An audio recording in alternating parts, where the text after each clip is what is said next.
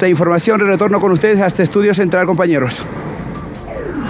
Altura La Pacheta, donde se produjo este accidente. Se registra daños materiales de consideración, informa el policía. Sin embargo, esto continúa en investigación. Gracias por el reporte, Omar. Y bueno, nosotros tenemos que seguir informando acerca de lo que ha sucedido con ese deseo de no llevar adelante este bloqueo de caminos, ese retroceso de parte de la CSUTCB afín a Evo Morales. ¿Pero qué dice el expresidente? Escuchemos. Y dije, no es el mejor momento para movilizarnos, especialmente con bloqueo de caminos. ¿Qué dice Evo Morales? El líder del MAS, en su programa dominical desde el Chapar y Cochabamba, asegura que la decisión de los campesinos de la Levista no muestra debilidad y rechazó que el gobierno en estos días haya satanizado la medida de presión que debió comenzar el lunes. De tanta satanización a la penalización de parte del gobierno. Ahora, entiendo perfectamente, con mucho razonamiento, CADEX, exportadores, importadores, transportistas, manifestaron muy diplomáticamente, no es el mejor momento. Es decir, que no es ninguna debilidad, como trata de tergiversar alguna prensa oficialista, la prensa del Estado. Morales, a su vez, reclamó que el gobierno no diga nada con los más de 100 días de bloqueo que mantuvieron los afines al oficialismo en demanda de la carretera Buenavista-Tres Cruces en Santa Cruz. Por culpa del gobierno, que nunca satanizaron ese bloqueo de caminos. Bueno, dejemos para el debate, ojalá sea para la reflexión profunda dentro de la población boliviana. De acuerdo a estimaciones del gobierno, en caso de haberse llevado a cabo este bloqueo, el país hubiera perdido 115 millones de dólares al día, que es un monto extraordinario si tomamos en cuenta la situación económica del país. Así lo consideró la viceministra de Comunicación, Gabriela Alcón. El bloqueo, decíamos, no es un bloqueo al gobierno, es un bloqueo a la población, es un bloqueo a la economía, que hoy, pese a todas las situaciones, limitaciones internacionales, nacionales, el contexto que tenemos, nuestra economía está saliendo adelante, nuestra economía se está reconstruyendo y estamos en ese camino.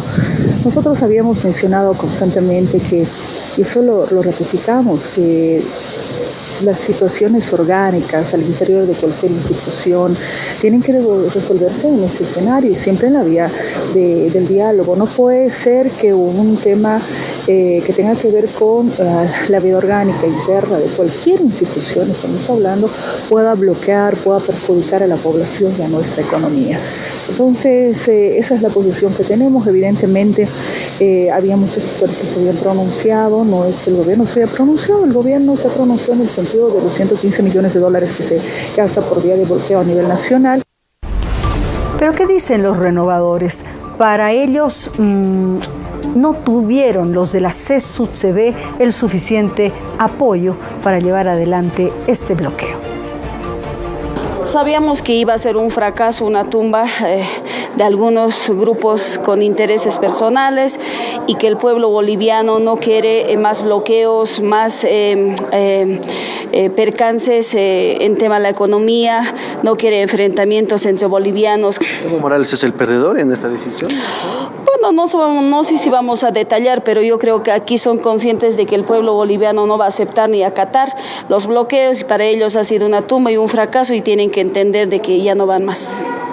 Esto no quiere decir de que no se va a llevar, más al contrario, le está dando un tiempo, un lapso al gobierno para que dé y atienda todas las demandas, las necesidades que tiene el sector. No subestimen la inteligencia o a las bases que hoy están ya reclamando y están exigiendo las demandas del pueblo boliviano. En ese sentido, yo creo que han tomado una buena decisión, pero es un cuarto intermedio, porque ellos seguramente están en constantes reuniones. Tras la circulación de un audio de un supuesto policía que alerta a Macet que lo estarían buscando, el comandante departamental de la policía señala que se continúa con la búsqueda.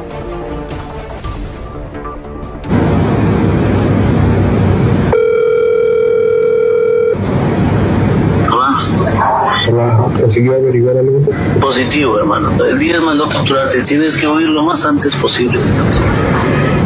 Bueno, si no quiere terminar el precio, usted tiene que ayudarme. Mejor llámame al otro teléfono. La mierda. Esta es la supuesta llamada en la que alertó a Sebastián Marcet Cabrera para que evite su captura el pasado 29 de julio. El audio fue filtrado en las redes sociales y ahora es motivo de un peritaje técnico por parte de especialistas de la policía para verificar o descartar su autenticidad.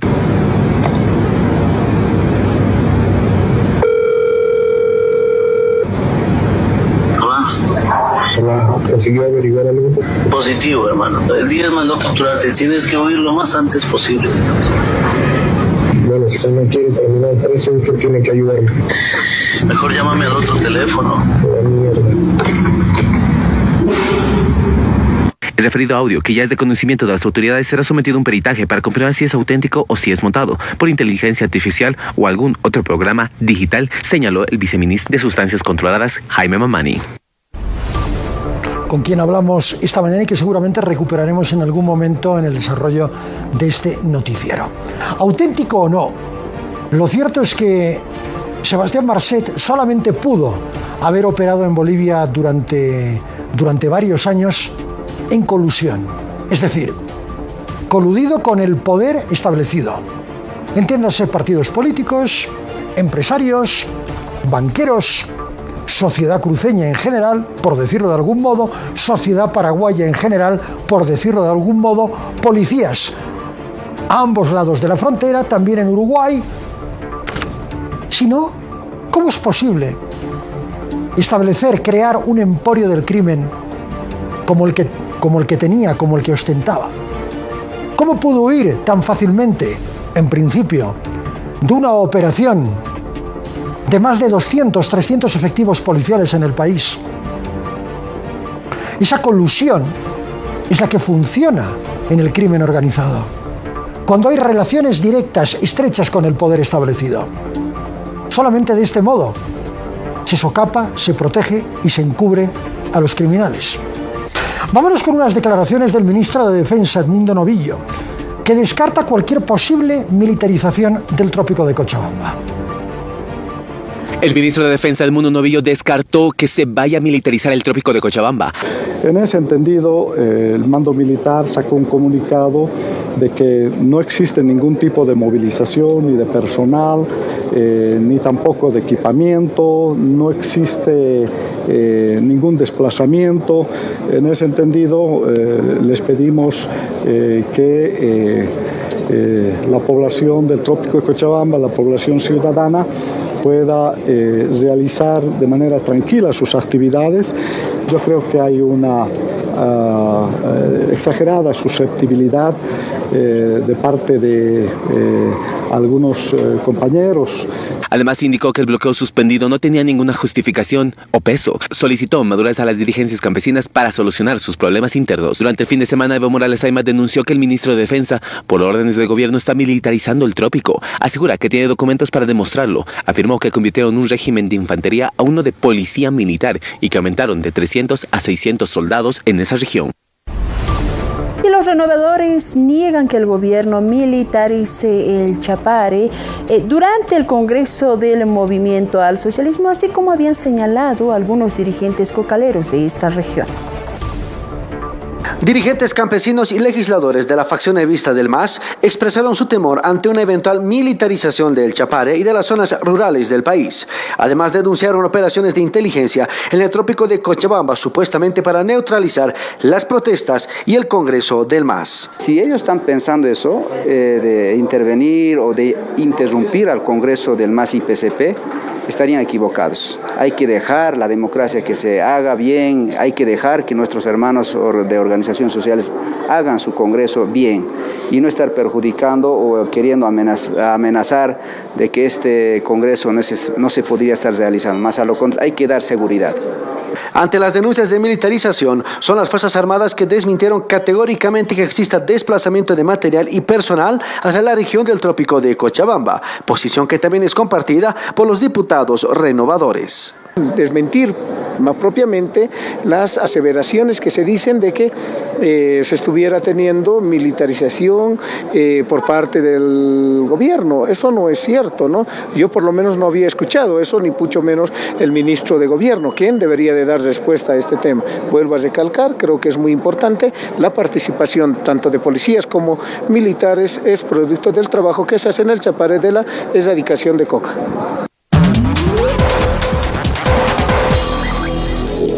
Es tiempo de hablar de las tan esperadas elecciones judiciales en Bolivia y lo hacemos con el diputado de Comunidad Ciudadana, Carlos Alarcón. Bienvenido, diputado. Entendemos que Comunidad Ciudadana, Creemos y el Movimiento al Socialismo han logrado una mesa de consenso para trabajar juntos en esta ley rumbo a las elecciones judiciales. Si brevemente nos comenta, por favor, de qué se trata. Sí, muy buenos días, Casimira. Un saludo cordial a toda la audiencia de su programa. Se ha dado un paso positivo en la semana anterior en la Cámara de Senadores, donde se ha aprobado por unanimidad el proyecto de ley para viabilizar las elecciones judiciales en el mes de enero, con la posesión de los nuevos magistrados en el mes de febrero. Se ha aprobado por unanimidad en grande y se ha aprobado algunos artículos por unanimidad y otros por más de 2/3. Sobre la base de las propuestas de las tres fuerzas políticas, Comunidad Ciudadana, Creemos y parte del MAS. De Comunidad Ciudadana se ha rescatado la ley que presentamos en diputados, la ley corta y transitoria, es la misma que nuestras senadoras presentaron en el Senado, y se ha tomado como base de la concertación la propuesta metodológica de Comunidad Ciudadana para hacer una elección completamente distinta a las dos anteriores, tanto en su fase de preselección como en la fase de votación en la Asamblea y de votación en las urnas. Ahora, diputado, fenecen los magistrados sí o sí este 31 de diciembre en sus labores. Y muchos nos preguntamos, ¿quiénes se van a hacer cargo de las tareas pendientes? Digo, porque si no están ellos, ¿no van a estar viciadas ya las normas y estas tareas pendientes? No, Casimira, porque la Constitución te impone dos obligaciones. Una, de que los actuales consejeros y magistrados se tienen que ir a su casa el 31 de diciembre, es decir, el 2 de enero del 2024 ya no pueden desempeñar ninguna función en estos 4 órganos judiciales y no se les puede extender ni prorrogar su mandato ni un minuto más. Eso sería un delito y una violación flagrante a la Constitución. Pero por otro lado también te exige la Constitución hacer las elecciones judiciales. Entonces, en ese interín, desde el 2 de enero del 2024 hasta la segunda semana de febrero, tiempo en el cual se posesionarían los nuevos magistrados y consejeros, por una parte se suspenden plazos procesales de una carga de trabajo que represente el 1% de la totalidad de las causas y procesos.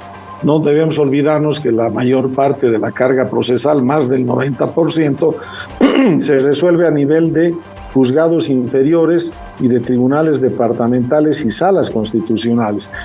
Entonces, un grupo mucho más pequeño y reducido de causas llega hasta estas cabezas judiciales y con relación al trámite de esas causas se suspende por aproximadamente estos 40 días los plazos procesales por una parte y por otra parte se habilita una transición a cargo del personal subalterno que se queda en estos órganos en las diferentes áreas de trabajo para que ellos hagan una transición ordenada a los nuevos magistrados y consejeros que entrarían a sus cargos en febrero. Una transición ordenada con relación al orden de los expedientes, a los temas presupuestarios, a los temas administrativos, a los temas de personal. De esa manera, entonces, se haría una transición ordenada, se suspenderían por 40 días los plazos en estos altos cargos judiciales y se daría pleno cumplimiento a la Constitución con relación a que estos magistrados no pueden prorrogarse ni un minuto más en sus funciones y que sí o sí se tiene que llevar adelante la elección judicial mientras no exista un cambio a la Constitución, que por supuesto el principal tapón para llevar adelante un cambio a la Constitución en una reforma integral son estos magistrados si es que se quedarían de facto prorrogados en sus funciones. Buenas tardes, Carlos. Lo del cambio de la Constitución lo veo bastante complicado porque ha habido varios intentos de reforma, desde los juristas independientes, pasando en algún momento por Comunidad Ciudadana, pero nada de eso ha prosperado, por lo que en ese sentido yo soy particularmente escéptico. ¿Qué ha cambiado en el panorama político para que ahora ya se lleguen a consensos? Me explico.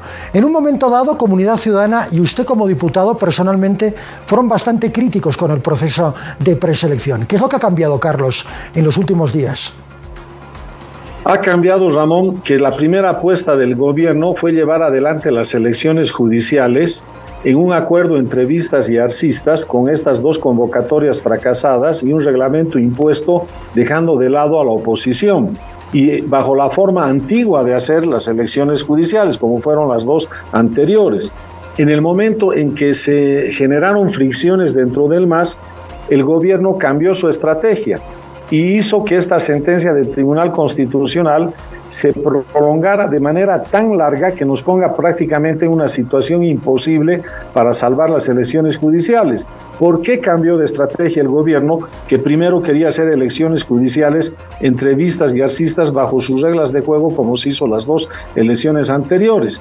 Y después el gobierno optó por sabotear las elecciones judiciales, porque a raíz de la pelea interna del MAS ya no quisieron distribuirse los jueces mitad a mitad porque ya están peleados. Entonces el gobierno dijo, no, yo me voy a apoderar de la totalidad de la torta de los jueces, no la voy a compartir con nadie, voy a hacer fracasar la elección y voy a hacer que se prorroguen de facto los actuales consejeros y magistrados que los tengo bajo mis pies. Entonces en ese momento nos dimos cuenta que teníamos que cambiar de estrategia y apuntar a las elecciones judiciales, pero bajo reglas que garanticen absoluta transparencia en la fase de preselección, en la fase de votación de la Asamblea y en la fase de elección por el voto de los ciudadanos, para evitar que el gobierno en este cambio de estrategia consiga esta prórroga de facto y con estos magistrados de Sucre haga y deshaga cuantas veces quiera la Constitución de cara inclusive al próximo proceso electoral. Eso es lo que cambió. Por eso es que nos adecuamos a este nuevo escenario y hemos planteado una nueva metodología, Ramón y Casimira, que te garantiza cero manipulación en las comisiones mixtas y en el voto de la Asamblea Legislativa, y que va a ser el soberano con su voto el que va a poder definir al mejor juez. Ya no van a ser 4 candidatos por cada cargo, sino van a haber candidaturas amplias, abiertas, competitivas e igualitarias, donde en 3 meses de información departamental sobre diferentes grupos, unos que están de un lado y otros de otro lado, que van a informar al ciudadano para que el ciudadano pueda optar con su voto por la mejor opción de juez. Diputado, finalmente, la tercera elección judicial de Bolivia entonces se perfila para enero del 2024 y ya el juramento de los magistrados, si se quiere, para febrero del 2024. ¿Es así? Correcto, Casimira. Hemos puesto plazos en el Senado, pero no hemos puesto fechas. El órgano electoral pondrá las fechas, pero con los plazos que se han puesto en la ley, las elecciones se estarían realizando aproximadamente entre el domingo 14 de enero del 2024 o el domingo siguiente, y la posesión se tendría que realizar en la semana que comienza en febrero, con el lunes 12 de febrero. Muchas gracias, diputado Carlos Alarcón, de Comunidad Ciudadana. Que tenga muy buena tarde. Gracias a ustedes, un cordial saludo. Hasta el próximo contacto. Gracias. Nuevamente establecemos contacto junto a Omar Torres, quien se encuentra con algunos familiares de los heridos de ese accidente que se produjo en la carretera La Paz-Oruro, altura a Pacheta. Omar, adelante. ¿Cómo están, compañeros? Muy buenas tardes. Así es, nos hemos trasladado hasta la zona de Apacheta, carretera La Paz-Oruro, donde, bueno, pues se ha suscitado un accidente donde un camión ha impactado con otro camión que estaba ya estacionado en uno de los semáforos. Pero ya estamos con una de las personas también afectadas. ¿Cómo está, señora? Muy buenas tardes. Estamos en vivo para F10. ¿Qué es lo que ha pasado? Yo no he visto, yo de la ceja ahorita acabo de llegar porque mi hijo me llamó, he tenido un accidente y pues he venido en cómo la flota ha invadido, pues yo quería acercarme al lado de la otra, del tráiler al lado, y la flota ha aparecido. Por no chocarle a la flota me he esquivado, ahí me he hecho, me dijo nomás, según lo que me dijo mi hijo. ¿Estaban con exceso de velocidad o quién le ha comentado su hijo? Es que, no, según él dice, el semáforo ya debido cambiar y la flota estaba cogiendo velocidad también será, y por no chocar a él también se ha esquivado y a su delante ha salido. ¿Le han dicho que cuál era la línea? Según dice el dueño del trailer, el chofer del trailer de adelante, la flota ha sido culpable, dice. Y por ahí hemos tenido este accidente. ¿Ha podido identificar a la flota? Sí, dice. Cuando ha cruzado allá sí ha parado todavía, ahí hemos sacado una foto, su placa, dice. ¿Ya hay algunas personas heridas? No, gracias a Dios no hay. No hay, está estable mi hijo, bien sano está, gracias a Dios. Muchas gracias, ahí está el informe también de uno de los familiares y comentarles también, compañero, de que ya los efectivos policiales están recabando información y nosotros más adelante también vamos a estar ampliando toda la información debido a este accidente. Con esta información retorno con ustedes hasta Estudio Central. La policía, por supuesto, está realizando investigaciones sobre este caso. Muchas gracias, Omar. Y de Omar a José Cortés, en este caso, él se encuentra en las oficinas centrales del Servicio de Registro Cívico. Ustedes saben todo el escándalo de presunta investigación informática, de haber metido la mano donde no debían estos funcionarios, de manipulación y de perversión, en cierto modo, de algunos datos. 20 funcionarios fueron retirados hace 10 días, 15 días, exactamente, de esa institución del Estado. José, esta mañana ha habido una intervención, incluso se ha llegado a secuestrar un CPU, ¿verdad? Buenas tardes. Hola Ramón, muchas gracias. En realidad conocemos que son 8 CPUs que se ha secuestrado durante esta jornada y bueno, sí, ha sido intervenido el servicio, el CERECI del Departamento de La Paz. En este momento el trabajo es con total normalidad, como tú puedes apreciar en las imágenes, pero sí, una intervención que inició a las 9 de la mañana con 30 minutos aproximadamente y que se extendió hasta las 11:30. Se revisó documentación, se intervino de computadoras para identificar desde qué computadora posiblemente habrían sido las modificaciones de la identificación de varios ciudadanos en el territorio nacional. Esta denuncia que F10 lo presentó hace semanas pasadas y durante este día se ha intervenido. Nos hemos comunicado con el director departamental para conocer cuál es el trabajo que vienen desarrollando después de esta intervención, pero él asegura de que no es la autoridad para hablar con nosotros, sino que ya hay voceros encargados del Tribunal Supremo Electoral y sería el mismo vocal de la sala que analiza lo que está sucediendo en el CERECI quien tendría que dar una información. Mientras tanto, el CERECI departamental y el CERECI nacional guardan un silencio y el trabajo completamente normal. Eso sí se desarrolla en esta jornada. Ramón, ¿alguna consulta? Perfecto. Muchísimas gracias, querido Pepe. A propósito de esto, esa es la crónica de esa intervención y de esa incautación, de ese secuestro de 8 CPUs, donde la policía va a realizar las pesquisas junto al Ministerio Público para determinar quiénes fueron quienes vulneraron los datos importantes consignados en el Servicio de Registro Cívico. Este lunes, la fiscal Portocarrero y uniformados de la policía llegaron al Servicio de Registro Cívico que está en el Prado de la ciudad de La Paz para desprecintar una de las oficinas donde hubo manipulación informática y se descubrió que hubo el cambio de 55 partidas de nacimiento, matrimonio y bautizo.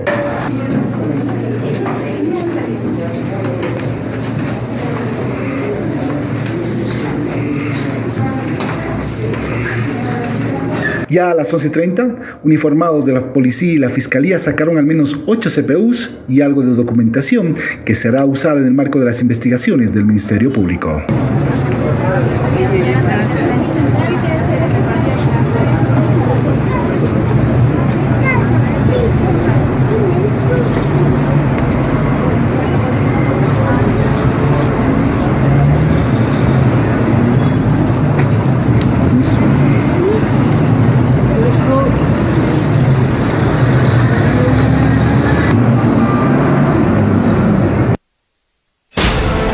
Lo siguiente Y seguramente usted quiere saber cuántas infracciones se registraron en el Día del Peatón en la ciudad de El Alto. Bueno, los datos se los doy enseguida al retornar.